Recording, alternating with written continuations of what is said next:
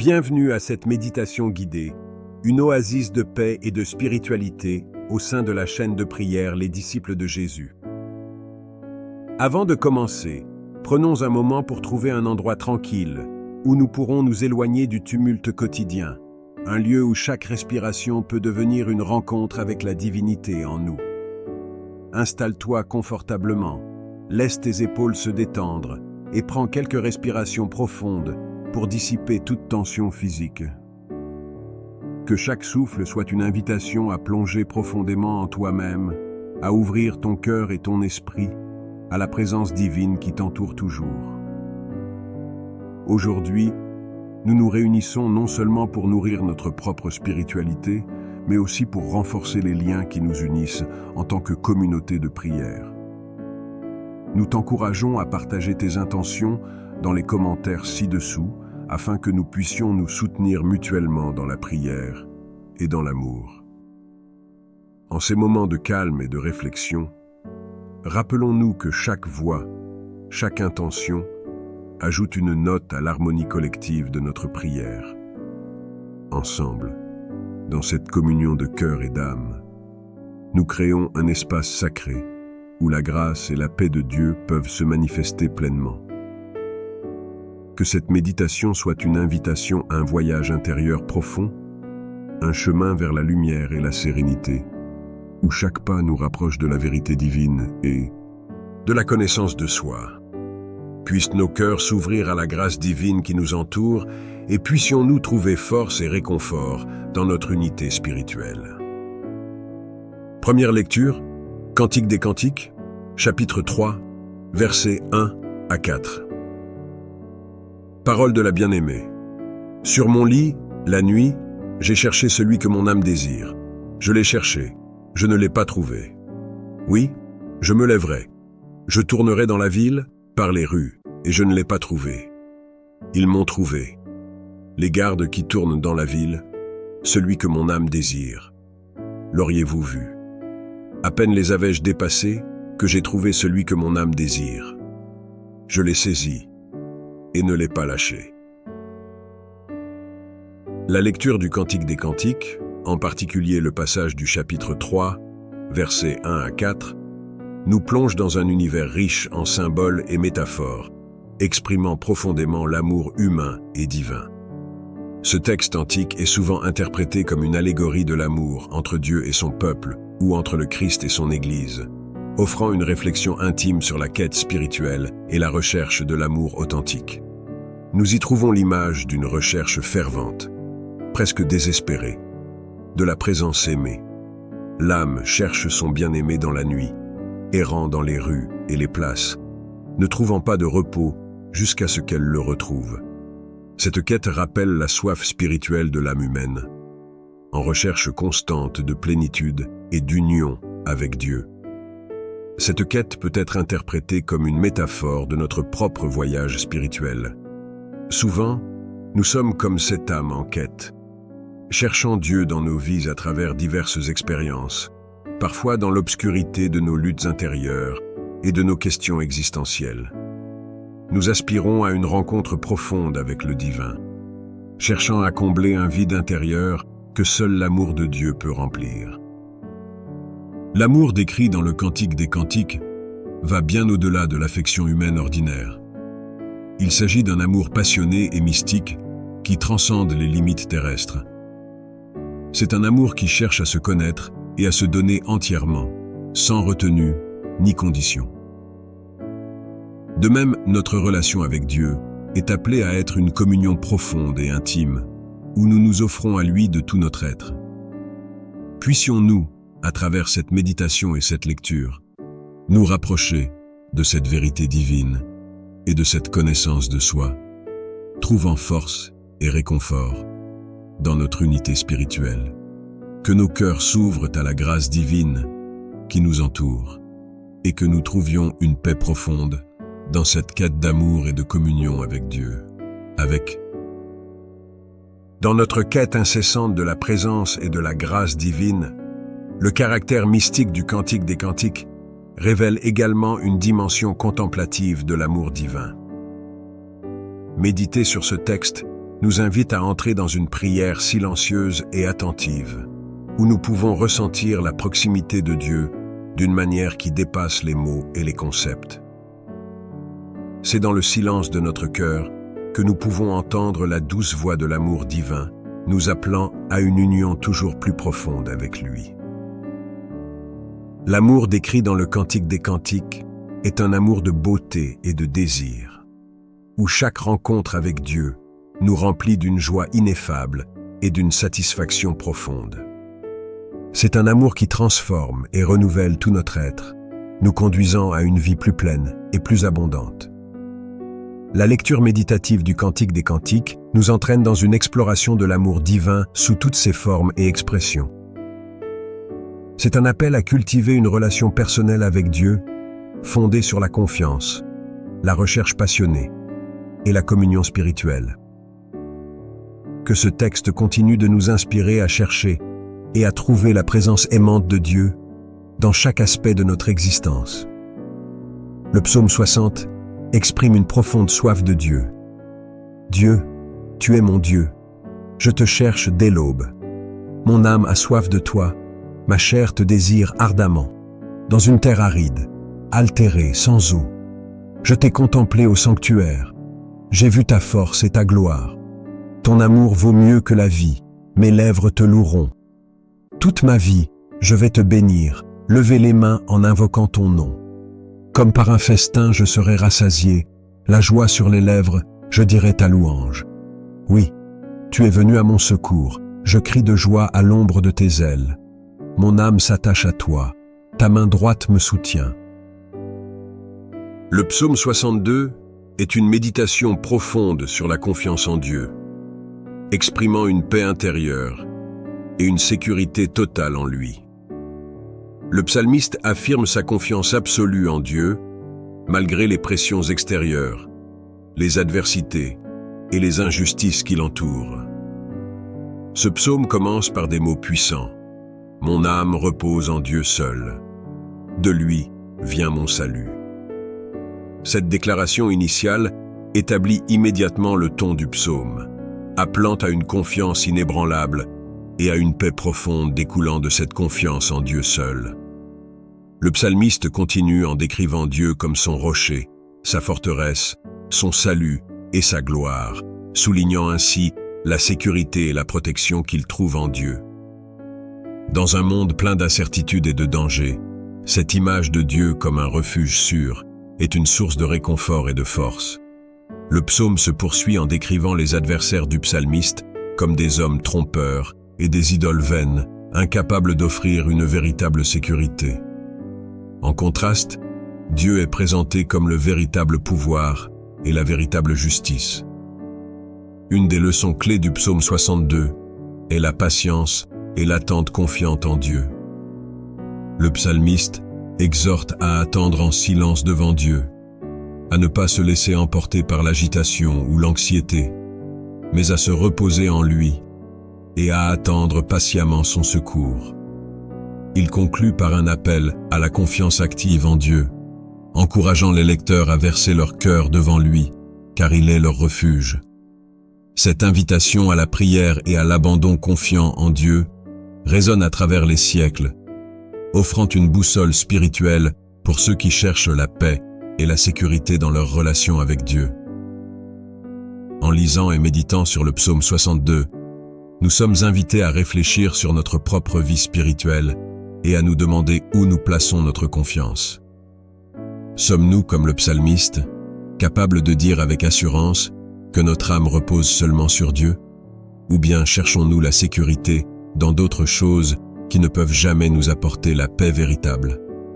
Ce psaume nous rappelle que la vraie sécurité et la paix intérieure ne peuvent être trouvées qu'en Dieu seul. Quand nous mettons notre confiance en lui, nous trouvons non seulement la force pour affronter les défis de la vie, mais aussi une paix qui dépasse toute compréhension. L'Évangile selon saint Jean au chapitre 20, versets 1 et 2, puis 11 à 18, raconte que le premier jour de la semaine, Marie-Madeleine se rend au tombeau de grand matin, alors qu'il fait encore sombre. Elle voit que la pierre a été enlevée du tombeau.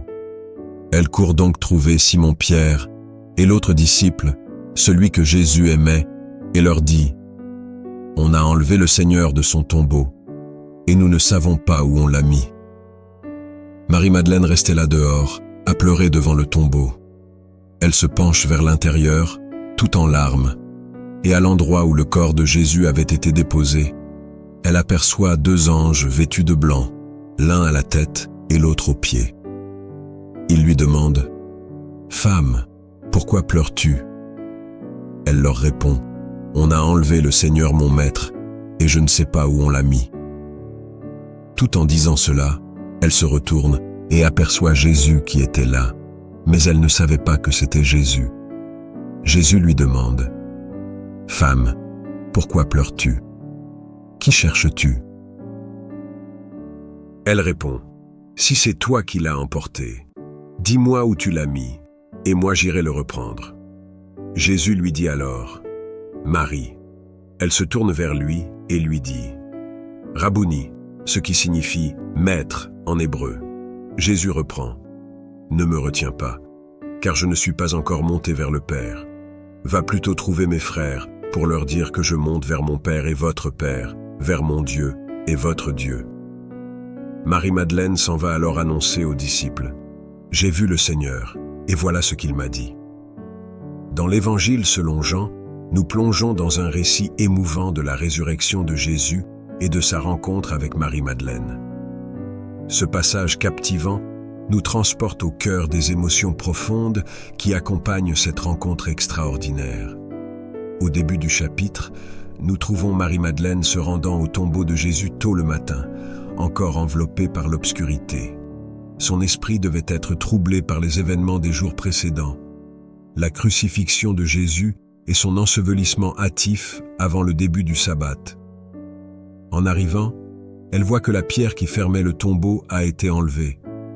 Immédiatement, elle court informer les disciples, croyant que le corps de Jésus a été enlevé. Pierre et l'autre disciple courent ensemble vers le tombeau et constatent ce que Marie-Madeleine leur a dit. Après avoir vu et cru, ils retournent chez eux, laissant Marie-Madeleine seule devant le tombeau vide. C'est à ce moment-là que l'expérience transformante de Marie-Madeleine avec le Christ ressuscité commence vraiment. Restée près du tombeau, elle se penche à nouveau et voit 2 anges vêtus de blanc, assis à l'endroit où le corps de Jésus avait reposé. Ils lui demandent pourquoi elle pleure. Sa réponse est poignante. « Parce qu'on a enlevé mon Seigneur et je ne sais pas où on l'a mis. » Dans sa détresse, Marie-Madeleine ne reconnaît pas encore Jésus ressuscité, pensant peut-être qu'il s'agit d'un jardinier. Lorsque Jésus s'approche d'elle et lui demande pourquoi elle pleure et qui elle cherche, c'est seulement quand il l'appelle par son nom que Marie-Madeleine le reconnaît pleinement. « Rabouni » s'écrie-t-elle, utilisant un terme d'affection qui signifie « mon maître ». Cette rencontre personnelle avec le Christ ressuscité bouleverse Marie-Madeleine au plus profond de son être. Elle est témoin de la réalité de la résurrection, de la victoire de la vie sur la mort. L'histoire de Marie-Madeleine dans l'Évangile selon Jean est un témoignage puissant de foi, d'amour et de transformation. Elle passe de la tristesse et de la confusion à la joie et à la certitude. À travers un voyage émotionnel intense qui l'a conduit à une rencontre vivante avec son Seigneur ressuscité. Son témoignage devient une lumière pour tous les croyants, une invitation à chercher et à reconnaître la présence vivante du Christ au milieu de nos propres incertitudes et peines. L'Évangile de Jean nous présente Marie-Madeleine comme une figure exemplaire de fidélité et de dévotion. Sa rencontre avec Jésus ressuscité est un rappel puissant de la promesse de vie éternelle et de la présence réconfortante de notre Sauveur dans nos vies. Que son histoire continue d'inspirer et de fortifier notre propre foi, nous rappelant que même au milieu des ténèbres, la lumière du Christ brille toujours pour nous conduire vers la vérité et la plénitude de vie en lui. Entrons maintenant dans un moment de prière. Dans le silence de la méditation, je m'arrête pour contempler les mots du Cantique des Cantiques, une poésie enflammée où l'amour humain devient métaphore de l'amour divin. J'ai cherché celui que mon cœur aime, résonne en moi comme une quête intérieure qui dépasse les limites du quotidien pour atteindre l'infini de l'âme. Aujourd'hui, ces vers résonnent profondément, comme une invitation à rechercher Dieu dans les moments simples et dans les défis de la vie. L'amour décrit ici n'est pas seulement celui entre deux êtres, mais aussi celui qui transcende les relations humaines pour atteindre la relation la plus intime qui soit, celle avec notre Créateur. La lecture du Cantique des Cantiques nous rappelle la nostalgie de l'âme qui cherche inlassablement la présence divine, parfois à tâtons, parfois avec une certitude éclatante. C'est une invitation à la quête perpétuelle, à la recherche passionnée de celui qui comble nos vides et éclaire nos chemins. En méditant sur ces paroles sacrées, je sens la chaleur d'un amour qui ne se laisse pas enfermer dans des mots, mais qui se manifeste dans chaque acte de foi, chaque geste de compassion, chaque moment de gratitude. C'est un amour qui se donne sans compter, qui pardonne sans condition et qui guide sans équivoque. Aujourd'hui, je contemple les vérités qui s'élèvent de ces lectures. La première vérité est celle de la recherche incessante de Dieu dans notre vie, une recherche dynamique, un voyage intérieur où chaque étape nous rapproche un peu plus de la lumière divine. La deuxième vérité est celle de l'amour comme fondement de cette quête, un amour qui transcende les limites humaines, qui embrasse nos faiblesses et nos forces, et qui nous invite à nous élever au-dessus de nous-mêmes pour nous unir à l'infini. Je médite sur le message de confiance et d'espérance que ces lectures transmettent. Elles nous rappellent que même dans les moments de doute et de désespoir, Dieu est là, tendant la main avec patience et amour. Il attend simplement que nous nous tournions vers lui, que nous ouvrions notre cœur pour recevoir sa grâce infinie. Que cette méditation soit un rappel quotidien de la beauté de l'amour divin et de la puissance de la quête spirituelle. Puissions-nous chaque jour nous rapprocher un peu plus de Dieu à travers nos prières, nos actions et nos méditations, afin que son amour puisse remplir nos vies et celles de tous ceux que nous rencontrons. Amen. Seigneur Dieu, dans l'élan de la prière de louange, je viens vers toi avec un cœur reconnaissant et rempli de gratitude. Ta parole, telle une lampe pour mes pieds et une lumière sur mon sentier, guide chacun de mes pas. À travers elle, tu me montres la voie de la vérité et de l'amour, m'enseignant à vivre selon ta volonté divine. Dans cette prière, je veux exprimer ma reconnaissance pour la richesse infinie de ta parole. Elle est plus précieuse que l'or pur et plus douce que le miel. À travers ces pages, je découvre ton caractère, tes promesses inébranlables et ta fidélité éternelle. Chaque verset résonne comme une mélodie céleste, apportant réconfort, espoir et sagesse à mon âme assoiffée. Ta présence, Seigneur, est ma force et mon bouclier. Tu es avec moi dans chaque saison de ma vie, dans les hauteurs de la joie et dans les profondeurs des défis. Ta grâce abonde même quand je suis faible, me rappelant que ta puissance se manifeste dans ma faiblesse. Je te loue pour ta constance, car tu es le rocher sur lequel je peux m'appuyer en toute sécurité. Que chaque battement de mon cœur devienne une louange à ton nom. Ô Dieu, que mes paroles et mes actions reflètent ta lumière et ta bonté infinie. Dans les moments de doute et d'incertitude, je me rappelle que tu es Dieu, immuable hier, aujourd'hui et à jamais. Ta fidélité traverse les générations et ta grâce touche chaque aspect de ma vie. Père céleste, dans cette prière de louange, je te remercie pour ta présence constante et ton amour inconditionnel. Tu es mon refuge et ma force, ma tour forte dans les moments de détresse. Je choisis de placer ma confiance en toi seul, sachant que tu es digne de toute gloire, honneur et louange. Que cette prière résonne comme une offrande douce et agréable à tes oreilles. Dieu, que chaque mot prononcé soit comme un parfum de louange qui monte vers toi, emplissant le ciel de la douceur de notre communion. Que ma vie soit un témoignage vivant de ta grâce et de ta fidélité, pour que d'autres puissent voir et connaître ton amour transformateur.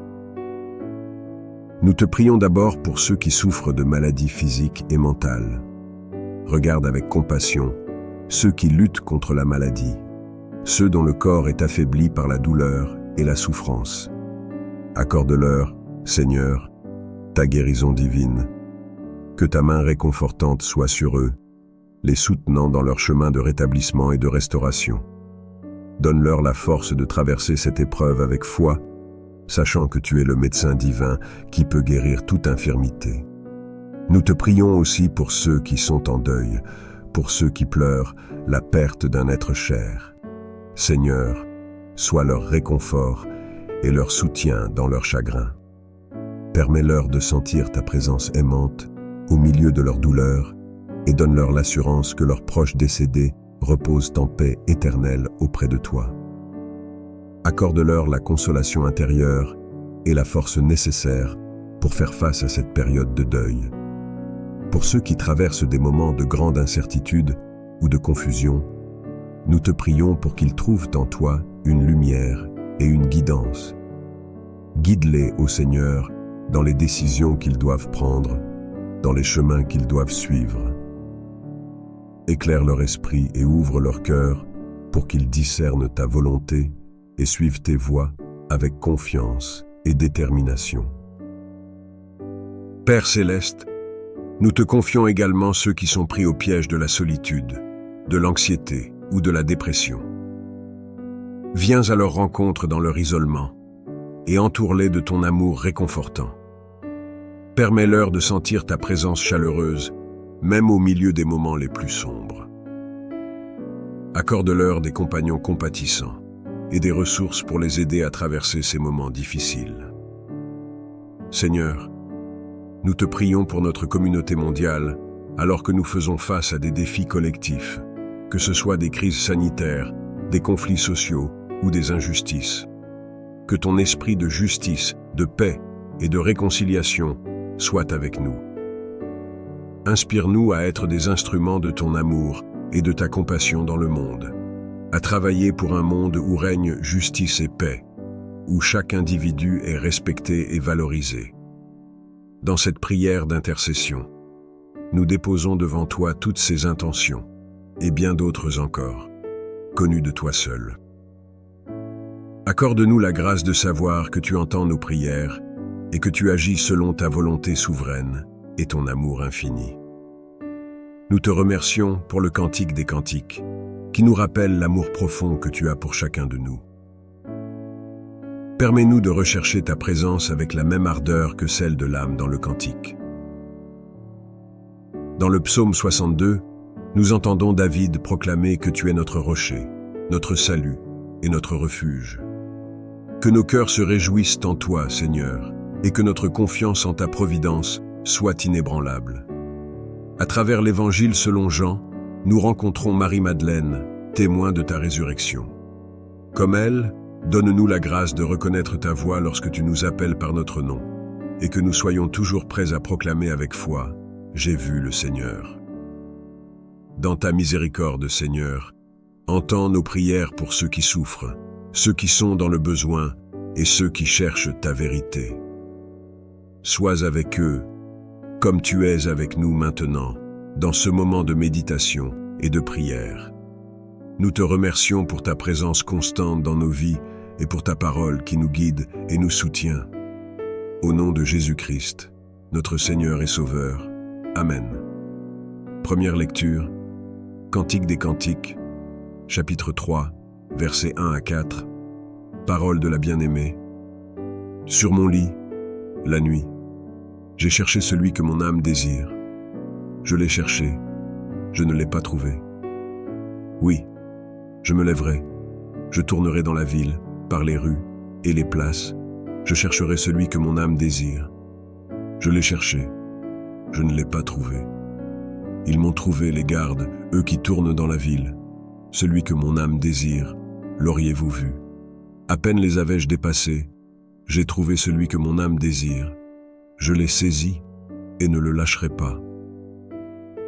La lecture du Cantique des Cantiques, en particulier le passage de Cantique 3, versets 1 à 4, nous plonge dans un monde de symboles et de métaphores qui expriment profondément l'amour humain et divin. Ce texte ancien, souvent interprété comme une allégorie de l'amour entre Dieu et son peuple, ou entre le Christ et son Église, offre une réflexion intime sur la quête spirituelle et la recherche de l'amour authentique. Nous y trouvons l'image d'une recherche fervente, presque désespérée, de la présence aimée. L'âme cherche son bien-aimé dans la nuit, errant dans les rues et les places, ne trouvant pas de repos jusqu'à ce qu'elle le retrouve. Cette quête rappelle la soif spirituelle de l'âme humaine, en recherche constante de plénitude et d'union avec Dieu. Cette quête peut être interprétée comme une métaphore de notre propre voyage spirituel. Nous sommes souvent comme cette âme en quête, cherchant Dieu dans nos vies à travers diverses expériences, parfois dans l'obscurité de nos luttes intérieures et de nos questions existentielles. Nous aspirons à une rencontre profonde avec le divin, cherchant à combler un vide intérieur que seul l'amour de Dieu peut remplir. L'amour décrit dans le Cantique des Cantiques va bien au-delà de l'affection humaine ordinaire. Il s'agit d'un amour passionné et mystique qui transcende les limites terrestres. C'est un amour qui cherche à se connaître et à se donner entièrement, sans retenue ni condition. De même, notre relation avec Dieu est appelée à être une communion profonde et intime, où nous nous offrons à lui de tout notre être, dans une quête constante de sa présence et de sa grâce. L'aspect mystique du Cantique des Cantiques révèle également une dimension contemplative de l'amour divin. Méditer sur ce texte nous invite à plonger dans une prière silencieuse et attentive, où nous pouvons ressentir la proximité de Dieu d'une manière qui dépasse les mots et les concepts.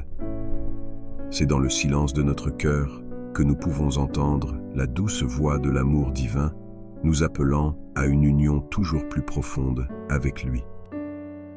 L'amour décrit dans le Cantique des Cantiques est aussi un amour de beauté et de désir, où chaque rencontre avec Dieu nous remplit d'une joie ineffable et d'une satisfaction profonde. C'est un amour qui transforme et renouvelle notre être tout entier, nous conduisant à une vie plus pleine et plus abondante. La lecture méditative du Cantique des Cantiques nous entraîne dans une exploration de l'amour divin sous toutes ses formes et expressions. C'est un appel à cultiver une relation personnelle avec Dieu, fondée sur la confiance, la recherche passionnée et la communion spirituelle. Que ce texte continue de nous inspirer à rechercher et à trouver la présence aimante de Dieu dans chaque aspect de notre existence. Psaume 6:2. Seigneur, tu es mon Dieu, je te cherche dès le matin. Mon âme a soif de toi, mon corps te désire ardemment, comme une terre aride et desséchée sans eau. Dans ton sanctuaire, je t'ai contemplé, et j'ai vu ta puissance et ta gloire. Ton amour est meilleur que la vie elle-même, et je te louerai de mes lèvres. Toute ma vie, je te bénirai, en levant les mains pour invoquer ton nom. Comme d'un festin, mon âme sera rassasiée, et avec des cris de joie, je chanterai ta louange. Oui, tu es venu à mon secours, et à l'ombre de tes ailes, je crie de joie. Mon âme s'attache à toi, ta main droite me soutient. Psaume 62. Ce psaume est une méditation profonde sur la confiance en Dieu, une proclamation de paix intérieure et de sécurité en lui seul. Le psalmiste y exprime une confiance totale en Dieu, malgré les pressions extérieures, les adversités et les injustices. C'est un appel à placer notre confiance uniquement en Dieu, notre rocher et notre salut. Le psaume commence par ces mots puissants. « Mon âme, repose-toi seulement sur Dieu, car de lui vient mon espérance. » Cette affirmation instaure immédiatement le ton du psaume. une invitation à une confiance inébranlable et à une paix profonde qui découle de cette foi en Dieu seul. Le psalmiste décrit Dieu comme son rocher, sa forteresse, son salut et sa gloire, soulignant ainsi la sécurité et la protection qu'il trouve en Dieu dans un monde incertain et dangereux. Cette image de Dieu comme refuge sûr est une source de réconfort et de force. En contraste avec ses adversaires trompeurs et les idoles vaines qui ne peuvent offrir aucune véritable sécurité, Dieu est présenté comme la véritable puissance et la justice. Une des leçons clés du psaume 62 est la patience et l'attente confiante en Dieu. Le psalmiste exhorte à attendre en silence devant Dieu, à ne pas se laisser emporter par l'agitation ou l'anxiété, mais à se reposer en lui et à attendre patiemment son secours. Le psalmiste conclut par un appel à la confiance active en Dieu, encourageant les lecteurs à verser leur cœur devant Dieu, car il est leur refuge. Cette invitation à la prière et à l'abandon confiant résonne à travers les siècles, offrant une boussole spirituelle pour ceux qui cherchent la paix et la sécurité dans leur relation avec Dieu. En lisant et méditant sur le psaume 62, nous sommes invités à réfléchir sur notre propre vie spirituelle et à nous demander où nous plaçons notre confiance. Sommes-nous capables, comme le psalmiste, de dire avec assurance que notre âme repose seulement sur Dieu? Ou cherchons-nous la sécurité dans d'autres choses qui ne peuvent jamais nous apporter la vraie paix? Ce psaume nous rappelle que la véritable sécurité et la paix intérieure ne peuvent être trouvées qu'en Dieu seul.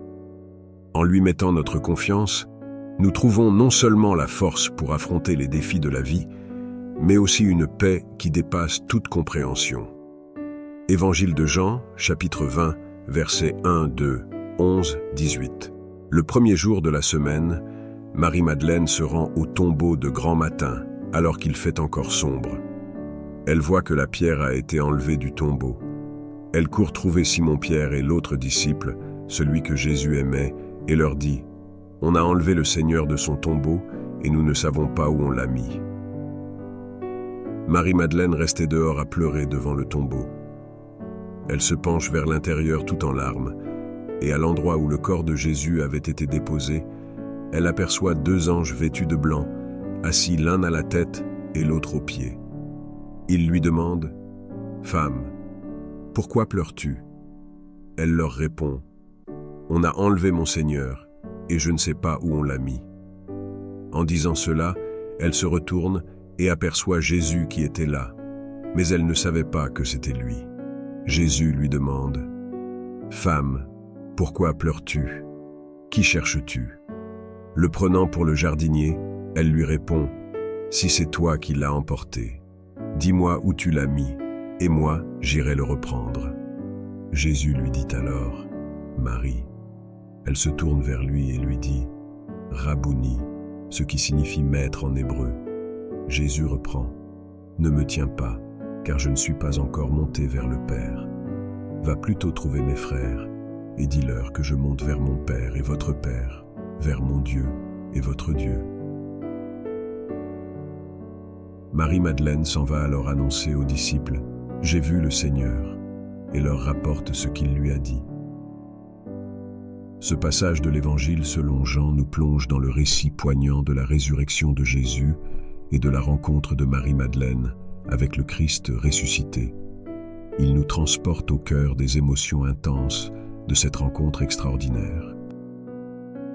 Au début du chapitre, nous voyons Marie-Madeleine se rendre au tombeau de Jésus tôt le matin, encore enveloppée par l'obscurité. Troublée par les événements récents, la crucifixion de Jésus et son ensevelissement rapide avant le sabbat, elle arrive devant le tombeau et constate que la pierre a été enlevée. Pensant que le corps de Jésus a été déplacé, elle court informer les disciples. Pierre et un autre disciple se précipitent au tombeau, voient la situation et, après avoir compris, retournent chez eux, laissant Marie-Madeleine seule. C'est à ce moment-là que l'expérience transformatrice de Marie-Madeleine commence. Restant près du tombeau, elle se penche à nouveau et voit 2 anges vêtus de blanc à l'endroit où reposait le corps de Jésus. Il lui demande pourquoi elle pleure, et elle répond simplement et tristement « On a enlevé mon Seigneur, et je ne sais pas où on l'a mis. » Dans sa détresse, elle ne reconnaît pas encore Jésus ressuscité, le prenant pour le jardinier. Lorsque Jésus l'appelle par son nom, elle le reconnaît et s'exclame « Rabouni », un terme affectueux signifiant « maître ». Cette rencontre personnelle avec le Christ ressuscité transforme profondément Marie-Madeleine. Elle devient témoin de la résurrection, de la victoire de la vie sur la mort. Son histoire dans l'Évangile selon Jean est un témoignage puissant de foi, d'amour et de transformation. Passant de la tristesse et de la confusion à la joie et à la certitude, elle vit une expérience émotive intense qui la conduit à une rencontre vivante avec son Seigneur ressuscité. Son témoignage devient une lumière pour tous les croyants, une invitation à chercher et à reconnaître la présence vivante du Christ au milieu de nos propres incertitudes et peines. L'Évangile de Jean présente Marie-Madeleine comme une figure exemplaire de fidélité et de dévotion. Sa rencontre avec Jésus ressuscité rappelle la promesse de vie éternelle et la présence réconfortante de notre Sauveur. Que son histoire continue d'inspirer et de fortifier notre foi, nous rappelant que même dans les ténèbres, la lumière du Christ brille toujours pour nous guider vers la vérité et la plénitude de vie en lui. Entrons maintenant dans un moment de prière et de méditation. En silence, contemplons les mots du Cantique des Cantiques, où l'amour humain devient une métaphore de l'amour divin. J'ai cherché celui que mon cœur aime, résonne comme une quête intérieure qui dépasse le quotidien pour atteindre l'infini de l'âme. Ces vers sont une invitation à rechercher Dieu dans les moments simples et les défis de la vie. Un amour qui transcende les relations humaines pour atteindre celle avec notre Créateur. La première lecture du Cantique des Cantiques évoque la nostalgie de l'âme cherchant inlassablement la présence divine, parfois à tâtons, parfois avec une certitude éclatante. C'est une invitation à la quête perpétuelle de celui qui comble nos vides et éclaire nos chemins. En méditant sur ces paroles sacrées, je ressens un amour qui se manifeste dans chaque acte de foi, chaque geste de compassion, chaque moment de gratitude. Un amour qui se donne sans compter, qui pardonne sans condition et qui guide sans équivoque. Je médite sur deux vérités issues de ces lectures, la recherche incessante de Dieu, une quête dynamique nous rapprochant de la lumière divine, et l'amour comme fondement de cette quête. Cet amour transcende nos limites humaines, embrassant nos faiblesses et nos forces, nous invitant à nous élever pour nous unir à l'infini. Je trouve réconfort et espoir dans ces lectures, me rappelant que même dans le doute et le désespoir, Dieu est là, tendant la main avec patience et amour. Que cette méditation soit un rappel quotidien de la beauté de l'amour divin et de la puissance de la quête spirituelle. Puissions-nous nous rapprocher de Dieu chaque jour par nos prières, nos actions et nos méditations, afin que son amour remplisse nos vies et celles de ceux que nous rencontrons.